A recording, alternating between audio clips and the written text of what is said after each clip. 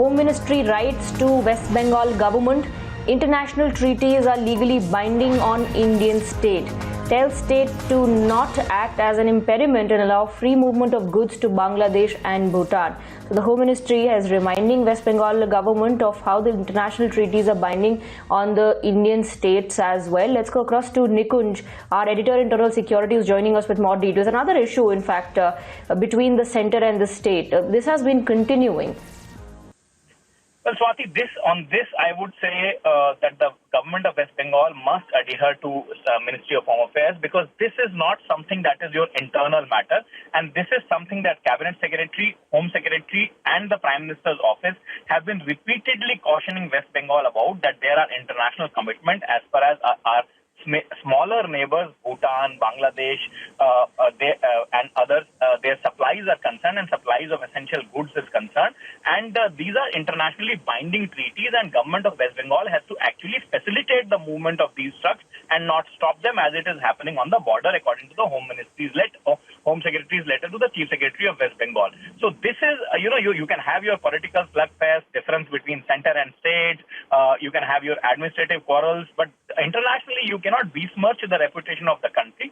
And if at all, because of any kind of lockdown problems, government of West Bengal is facing any troubles in ensuring free movement of goods across the international borders, they must come back to the Ministry of Home Affairs, and they must say that, look here, you need to do your part in the facilitation, and then only we will be able to address this problem quickly, and this problem will not arise.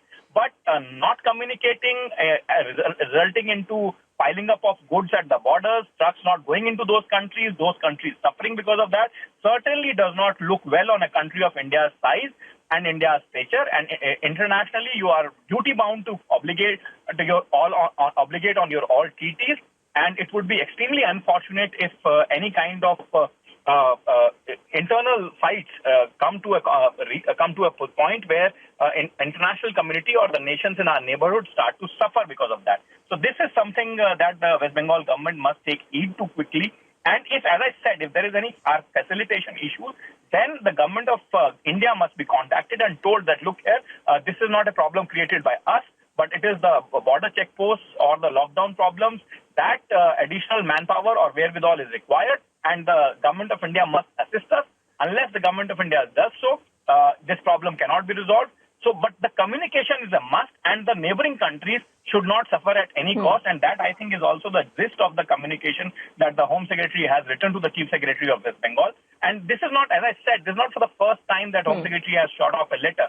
Initially, also the Prime Minister's office, the Cabinet Secretary, and then the Home Secretary, he is in fact referring to his DOs in this letter, which he has written in the past, apropos the obligations. So therefore, this is an issue which should be quickly resolved. It is in interest of nobody that India's image suffers abroad. All right, Nikunj, thank you very much for joining us with those details.